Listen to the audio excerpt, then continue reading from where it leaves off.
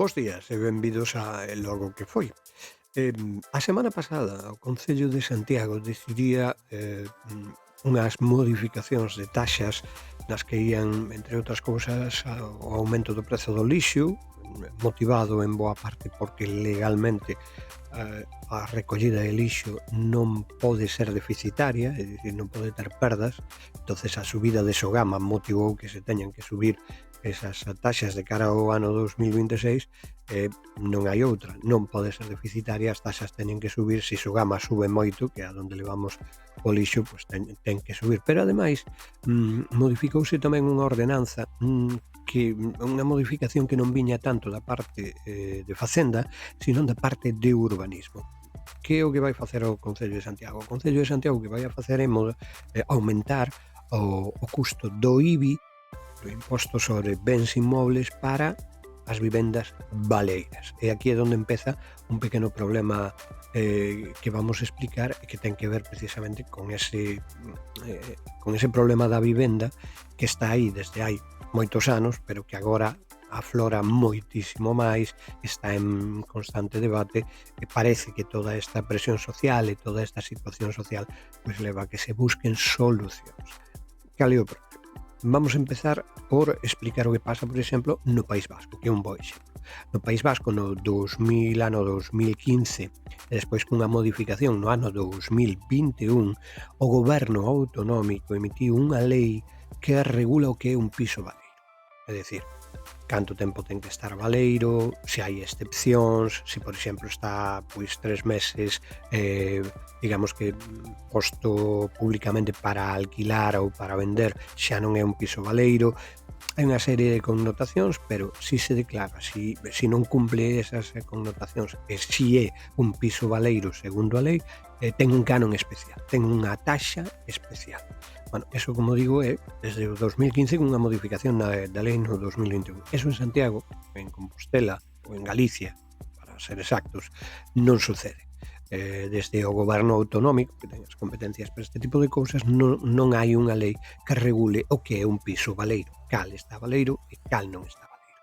Eso é un pequeno problema na intención que ten o Concello de Santiago de gravar os pisos baleiros con un 50% máis, ata un 150% máis no recibo do IBI, do imposto de bens inmobles. Isto que pretende, evidentemente, por eso a modificación sai da parte de urbanismo, isto o que pretende é que eses pisos afloren, que saian ao mercado. Que sucede? Bueno, pois o Concello de Santiago collerá, según os datos que ten, normalmente tense moito en conta os consumos de auga, bueno, pois vai declarar unha serie de pisos baleiros. E os propietarios deses pisos poderán recurrir esa decisión e dicir non está baleiro, argumentando por qué non está baleiro, dando os datos que consideren necesarios para demostrar que eses pisos non están baleiros. Non vai ser un proceso inmediato, pero é un proceso que sin duda é interesante, porque pon sobre a mesa unha parte do problema, non? A cantidade de pisos vacíos, baleiros, algunhas fontes falan de 6.000 na área de Santiago, bueno, pois que están baleiros, que non se usan e que evidentemente serían un alivio para o mercado de aluguer, mesmo para o mercado de compra, pero sobre todo para o mercado de aluguer. Esa é a primeira parte. Esa taxa que quere impoñer o Concello de Santiago é que evidentemente supón ten un pequeno escollo, pero é un primeiro paso tamén. Pero a raíz desto, un comeza a pensar e comeza a reflexionar e lembra o que é a Sareb, o chamado Banco Malo, ese organismo entre privado e público que, cando produciuse o rescate da banca, o que fixe foi quedar co todo malo para que os bancos quedaran limpiños, non? Quedouse cos activos deficitarios, tóxicos, como se di hoxe, esa palabra está moi de moda, tóxicos, e quedouse con un montón de inmobles, un montón de fincas, e foise desfacendo delas, pero aínda ten moitas. Claro, a Sareb, se un cálculo feito en xuño deste mesmo ano 2025, só na provincia da Coruña, ten máis de 1.000 inmobles. 1000 inmobles é unha barbaridade, porque os mercados na provincia da Coruña que teñen un problema de vivenda e de vivenda de aluguer están bastante claros, bastante condicionados.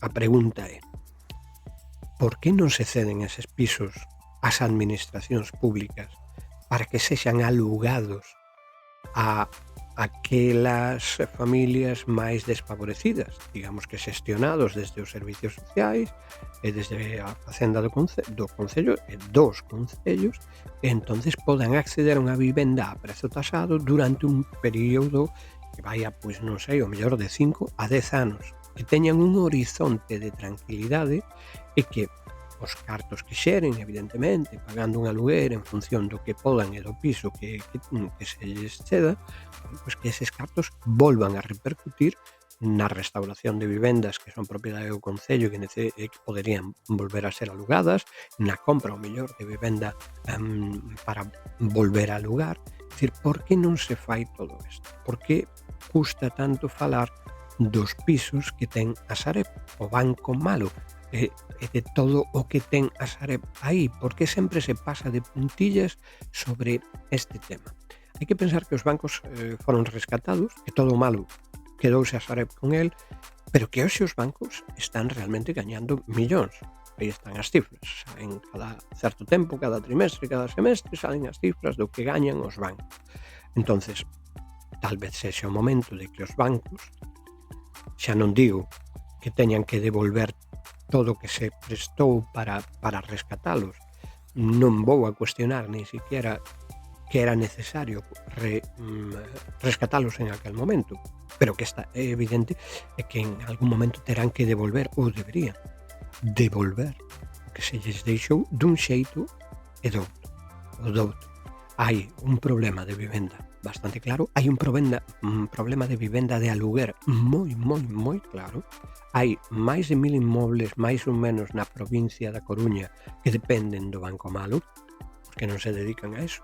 Cal é o motivo para que non se dediquen a eso? O marxen de cuestións técnicas son normativas. Se hai unha norma poderase cambiar, se hai algo que non estaba contemplado, pois para eso están os gobernos, para facer as leis que sexan precisas, como fan moitas veces, para facer o que faga falta. É unha cuestión sobre a que temos que reflexionar. Eu creo que temos que reflexionar moito, porque pisos que están en poder dunha entidade que está xestionada na maior parte polo público, porque maioritario no accionariado dese banco malo, por que non se dedican a aluguer? Sería un primeiro paso, sería un inicio para cambiar algo sin ter que esperar a que se construa a vivenda social, sin ter que esperar unha serie de anos.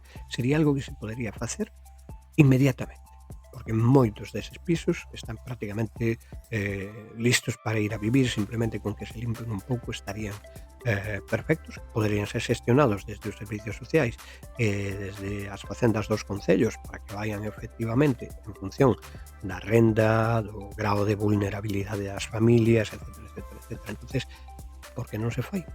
Aí queda a pregunta. Comentade se queredes, se vos gusta darlle like, seguidemos.